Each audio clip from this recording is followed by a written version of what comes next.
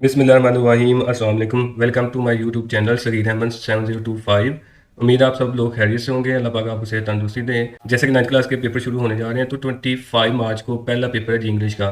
तो बहुत ज़्यादा बच्चे परेशान होंगे, वो बच्चे स्पेशली जिनकी तैयारी ज़रा भी नहीं है तो वो बहुत ज़्यादा परेशान होंगे। परेशानी बनती भी है क्योंकि उन्होंने पढ़ा नहीं हुआ, लेकिन हमारे होते हुए आपने परेशान नहीं होना। हम आपके लिए गेस्ट पेपर लेके आए हैं, आपने इसको अच्छी तरह रेडी करना है, इसकी तैयारी करें तो इंशाल्लाह अगर अल्लाह ने चाहा तो 100% पेपर इसी में से आएगा और आप लोग इंशाल्लाह 100% कामयाब होंगे। अल्लाह पाक इस बाबरकत महीने के सदके आप लोगों को कामयाब करे और हमारे लिए भी दुआ कीजिएगा। इस पेपर में आपके साथ शेयर करता हूँ। तो सबसे पहले जो ना वो आपको शॉर्ट क्वेश्चन आने हैं 8 और 8 में से आपने 5 अटैम्प्ट करने होते हैं कोई भी। अब ये जो शॉर्ट क्वेश्चन है ना, ये चैप्टर के एंड पे दिए होते हैं। आप लोगों ने इनको रेडी किया होगा कि टोटल 12 चैप्टर्स हैं आपके और उसके जो शॉर्ट क्वेश्चन हैं उनको आपने रेडी करना है। बीच में से चैप्टर नंबर 5 के जो शॉर्ट क्वेश्चन वो हमने रेडी नहीं करने। शॉर्ट क्वेश्चन जो है ये चैप्टर के एंड पे दिए होते हैं, आपने उनको याद किया होगा, रेडी किया होगा। लेकिन वो बच्चे जिनकी तैयारी ज़रा भी नहीं है, जिन्होंने ज़रा भी कुछ भी नहीं किया, बिल्कुल जीरो हैं, तो उनके लिए हम शॉर्ट क्वेश्चन जो ना वो कुछ बताएंगे, वो इनको रेडी करें तो इंशाल्लाह इन्हीं शॉर्ट क्वेश्चन में से कुछ शॉर्ट क्वेश्चन जो आपको पेपर में आएंगे। नंबर 1 के शॉर्ट क्वेश्चन लिखे हुए हैं, आप लोग इनको पढ़ लें, लिख लें या फिर इनका स्क्रीनशॉट लेके इसको सेव कर लें। यही शॉर्ट क्वेश्चन आप रेडी करें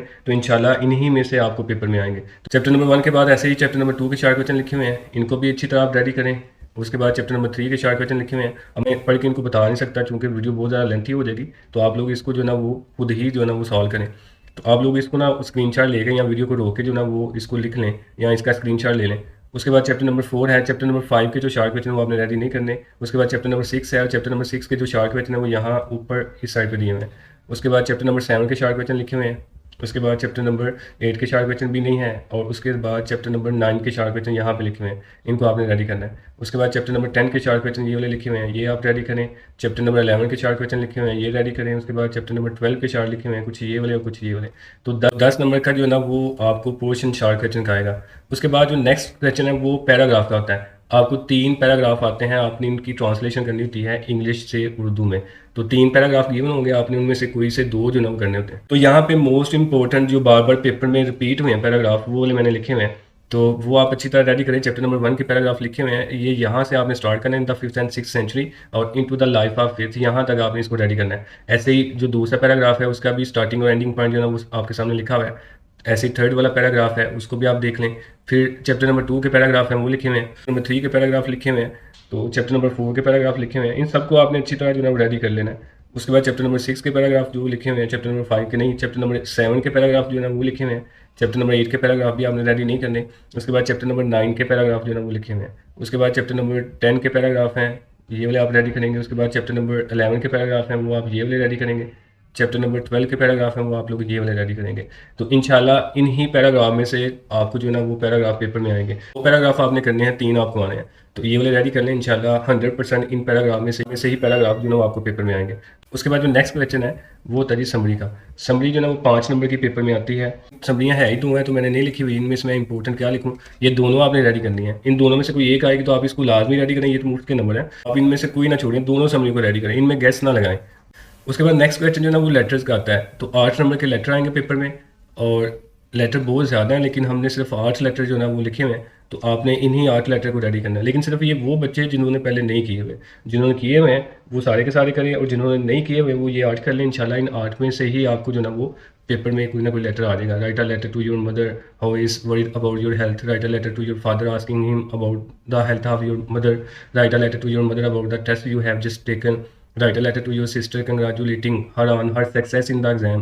Write a letter to your brother about the importance of science subject. Write a letter to your sister thanking for a gift. Write a letter to your friend condoling the death of his mother. Write a letter to your father requesting him to send you some extra fund for payment of hostel dues. तो ये वाले 8 letter आपने ready करने हैं, तो इंशाल्लाह इनमें से कोई एक लेटर आपको जो ना वो पेपर में आ जाएगा। जो ना वो स्टोरीज़ है, तो आपने या तो स्टोरीज़ करनी होती हैं या फिर लेटर्स करने होते हैं। तो मोस्टली हम लोग जो ना मोस्टली बच्चे जो ना वो लेटर ही करते हैं, लेकिन जिन बच्चों ने स्टोरीज रेडी की हुई हैं वो ये वाली जो स्टोरीज हैं इनको अच्छी तरह रेडी कर लें। अगर आप लोगों ने इनमें से कुछ भी रेडी नहीं किया तो फिर बेहतर ये है कि आप लोग जो ना वो जस्ट लेटर रेडी करें, स्टोरीज को रेडी ना करें। इसकी रीज़न ये है कि लेटर रेडी करने का फ़ायदा ये होगा कि इनका स्टार्टिंग और जो एंडिंग है वो सब की सेम है। इनकी स्टार्टिंग में आपने एग्जामिनेशन हॉल वगैरह जो लिखना होता है सब में सेम है और एंडिंग भी सब में सेम होती है, बस बीच में जो 2-3 लाइन्स होती हैं वो डिफरेंट है। तो अगर आप स्टार्टिंग और एंडिंग जो ना वो याद कर लें तो और जो बीच में लाइनें हैं वो 2-3 जो है ना वो लिख दें, आपको आसानी से नंबर मिल जाएंगे। लेकिन स्टोरी के लिए आपको सारी की सारी स्टोरी याद करनी पड़ेगी, लेकिन लेटर में ये होगा कि स्टार्टिंग और एंडिंग पॉइंट सबका सेम होता है।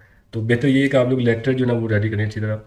उसके बाद नेक्स्ट जो ना, ये मैं बताना भूल गया सॉरी, लेटर से पहले जो ना वो ईडीएम्स आते हैं 5 नंबर के, तो ईडीएम्स भी आप लोग जो ना वो अच्छी तरह रेडी करें। उसके बाद नेक्स्ट जो ना वो कंप्रीहेंशन आते हैं। कंप्रीहेंशन बेसिकली वो पैराग्राफ होते हैं जिनके अंदर से बच्चों ने पढ़ के जो आपको तलाश करना होता है, यानी कि पैराग्राफ लिखा होता है इंग्लिश में, नीचे उसके 5 क्वेश्चन लिखे होंगे, तो आपने उस पैराग्राफ को रीड करके अच्छी तरह उसमें से जो आंसर है वो तलाश करने हैं। ये 5 क्वेश्चन आपको आएंगे और पाँचों ही आपने करने होते हैं।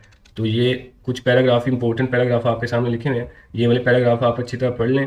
अगर आपने नहीं भी तैयार किए तो फिर भी आपने इसको लाजमी जो है वो सॉल्व करके आना है। जस्ट सवाल को थोड़ा सा समझें कि उसने क्या पूछा हुआ है, तो उसके साथ रेलिवेंट जो भी आंसर होगा वो आपने तलाश करके पैराग्राफ में से लिख देना है। उसके बाद नेक्स्ट जो है हमारे पास most important activize and passivize हैं। तो ये जो एक्टिवाइज पैसिवाइज है इनको हमने सॉल्व किया हुआ है, ये एक्टिव पार्ट लिखा हुआ है, ये पैसिव पार्ट लिखा हुआ है, तो आपने इनको अच्छी तरह रेडी कर लें। इंशाल्लाह यही एक्टिवाइज पैसिवाइज आपको पेपर में आएंगे। ये सारे के सारे एक्टिवाइज जो पैसिवाइज हैं ये पास पेपर्स वाले हैं। मोस्ट इंपॉर्टेंट मोस्ट रिपीटेड जो एक्टिवाइज पैसिवाइज हैं वो यहाँ पे लिखे हुए हैं, तो आपने इनके एक्टिव भी यहाँ पे लिखे हुए हैं और इनके पैसिव भी लिखे हुए हैं, यानी कि इनका सोल्यूशन भी लिखा हुआ है। तो इनको अच्छी तरह रेडी कर लें, इंशाल्लाह इन्हीं में से जो एक्टिवाइज पैसिवाइज हैं वो आपको पेपर में से आएंगे। उसके बाद नेक्स्ट जो है ना वो पोर्शन है हमारा एमसीक्यूज का। अब एमसीक्यूज जो है ना ये किसी भी पेपर का बहुत इंपॉर्टेंट पार्ट होता है। इंग्लिश में एमसीक्यूज आपको आएंगे 19 मार्क्स के, यानी कि 19 नंबर के आने हैं। और ये एमसीक्यूज जो है ना ये चैप्टर के एंड पे एक्सरसाइज वाले एमसीक्यूज जो है ना वो आप रेडी कर लें, जिसको मशक़ी मरूज़ी सवालात भी आप कहते हैं। तो इंशाल्लाह उन्हीं में से आपके सारे के सारे एमसीक्यूज जो है ना वो रेडी हो जाएंगे। तो ये बहुत ही इंपॉर्टेंट है। देखिए 19 नंबर के एमसीक्यूज आपको आने हैं, तो अगर आप 19 नंबर के एमसीक्यूज सॉल्व कर लेते हैं तो पीछे रह क्या जाना है पास होने के लिए। अगर आप 19 नंबर के एमसीक्यूज कर लें, साथ एक लेटर कर लें और साथ एक समरी रेडी कर लें, तो आप लोग ईजिली पास हैं। बाकी आप ना भी करेंगे तो आप पास हो जाएंगे, लेकिन मेरा मकसद ये नहीं कहने का कि आप कुछ रेडी ना करें। मैं आपको इंपॉर्टेंस या वेटेज बता रहा हूँ कि 19 नंबर के एमसीक्यूज कर लें अच्छी तरह रेडी। उसके बाद 2 समरियाँ हैं उनको रेडी कर लें, 5 नंबर के एक ना एक समरी तो आपको आनी है, तो 19 जमा 5 कर लें, ये 24 नंबर का पेपर आपका यहाँ से हो जाएगा। 8 मैंने आपको लेटर बताए, उनमें से कोई ना कोई लेटर इंशाल्लाह आपको लाजमी पेपर में आएगा। तो अगर 8 नंबर का लेटर भी आ जाता है तो 32 नंबर का पेपर आपका यहाँ से सॉल्व हो जाएगा। बाकी उसके बाद पैराग्राफ हैं जिसकी आपने ट्रांसलेशन करनी है इंग्लिश से उर्दू में, उसको आप लाजमी करें। अगर आपको नहीं भी आते तो फिर भी आप लाजमी पेपर को आपने खाली छोड़ के रहना, कुछ ना कुछ उस पर लाजमी लिखना है, तो आपको कुछ ना कुछ वहाँ से वो ना फ़ायदा लाजमी होगा, कोई ना कोई नंबर मिल जाएगा, तो उसको आप रेडी करें। वो पैराग्राफ अगर आप एक भी सही कर देते तो 4 नंबर आपके वहाँ से आ जाएंगे, या फिर आप दोनों थोड़े थोड़े लिखते हैं, 2-2 नंबर आपको वहाँ से मिलते तो 4 नंबर फिर भी आपको मिल जाएंगे। 36 नंबर का आपका पेपर यहाँ से हो जाएगा। उसके बाद जो कंप्रीहेंशन है, जो पैराग्राफ जिसको पढ़ के आपने आंसर को तलाश करना होता है, 10 नंबर के 4 क्वेश्चन वहाँ से आएंगे। वो इतना ज़्यादा मुश्किल नहीं होता, अगर आप थोड़ी सी सेंस का यूज़ करें और उसको अच्छी तरह समझ के उसके आंसर को तलाश करें तो आप 10 में से 8-6 नंबर ईजिली ले सकते हैं। तो अगर आप लोग 8 नंबर भी वहाँ से ले लेते हैं तो फिर भी 44 मार्क्स का पेपर आपका यहाँ से ईजिली हल हो जाएगा। उसके बाद एक्टिवाइज पैसिवाइज जो है वो अलग से हैं, लेकिन पास होना कोई मुश्किल काम नहीं है, पास होना बहुत ही ज़्यादा आसान काम है। बस आप लोग अपना एक माइंड बनाएं, रिलैक्स रहें। आप लोगों ने परेशान नहीं होना, डरना नहीं है कि पता नहीं क्या बन जाना है, बस आप लोग रिलैक्स रहें, इसकी तैयारी करें। एमसीक्यूज़ को अच्छी तरह रेडी करें, अभी आपके पास 2 दिन हैं। एमसीक्यूज़ को अच्छी तरह रेडी करने के बाद फिर आप जो है वो शॉर्ट क्वेश्चन को रेडी करें, वो भी आपको इंपॉर्टेंट बताए हुए हैं। फिर उसके बाद जो है वो आप समरी लेटर, सबसे पहले जो है एमसीक्यूज़ आपने हर हाल में करने हैं। उसके बाद फिर जो है वो आप समरी करें। समरी देखें आपने ऑलरेडी की होंगी, 2 समरी हैं, 5 नंबर वहाँ से आ जाएंगे। उसके बाद फिर 8 लेटर हैं, इनको रेडी कर लें और शॉर्ट क्वेश्चन हैं, पैराग्राफ हैं। तो इंशाल्लाह आप लोग लाजमी कामयाब होंगे। अल्लाह पाक आप सबको इस बाबरकत मुबारक महीने के सदक़े कामयाब करे। बहुत ही फजीलत वाले दिन चल रहे हैं, तो हमारी दुआ है कि अल्लाह आपको कामयाब करे।